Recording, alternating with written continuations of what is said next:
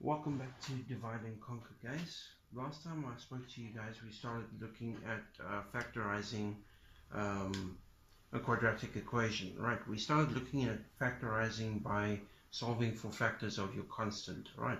In this case, we can't get 12 by factorizing for 40. So what we're going to do is let's look at a method of solving the square.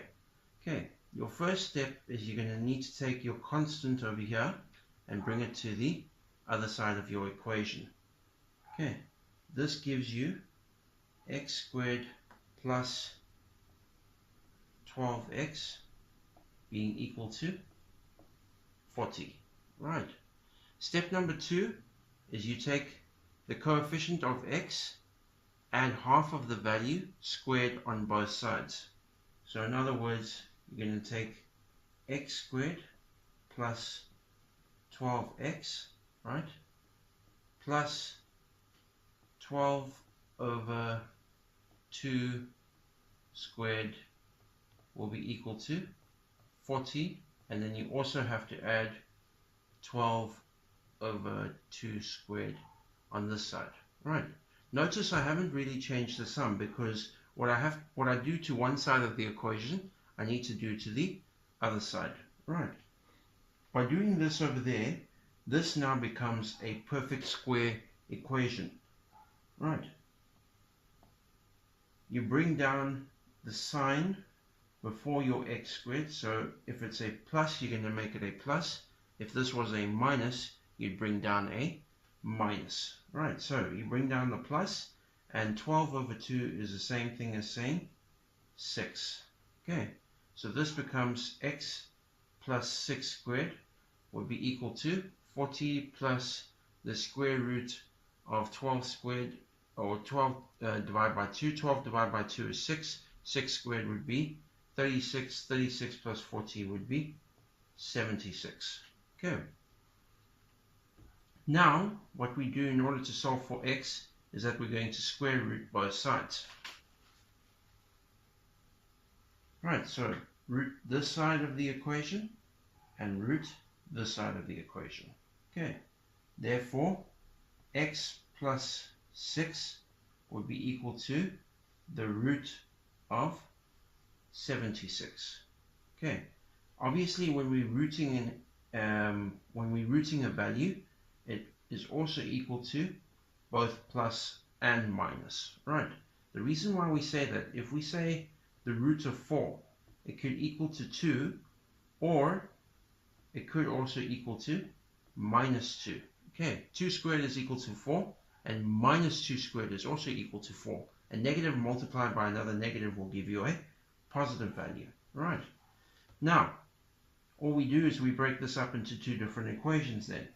Right, we're going to say here x plus 6 is equal to the root of 76, positive, or x plus 6 would be equal to the negative root of 76. Okay.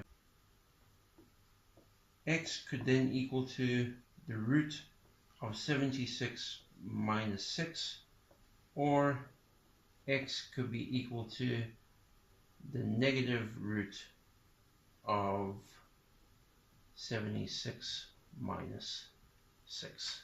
Okay. Solve for x here, solve for x here. Okay. Root 76 minus 6, that will be equal to 2.718. Okay, so over here, x could be equal to 2.718, right? And if we just go back into the front end of our calculator and say that this is a negative 76 minus 6, and the x value could be negative 14.718. Right, and that is how we solve for x by using our completing the square method. Okay, If you want to check if these values are correct, type these values into the original equation. We're going to say here 2.718 squared plus 12 multiplied by 2.718, right, minus 40, and that's going to give you a very, very small value, roughly equal to 0. Okay, now we can attempt it with the negative 14. All right, so we can say that negative 14.718 squared, all right, plus 12 into negative 14.718 and minus 40. Okay, and that is also equal to a very, very small value.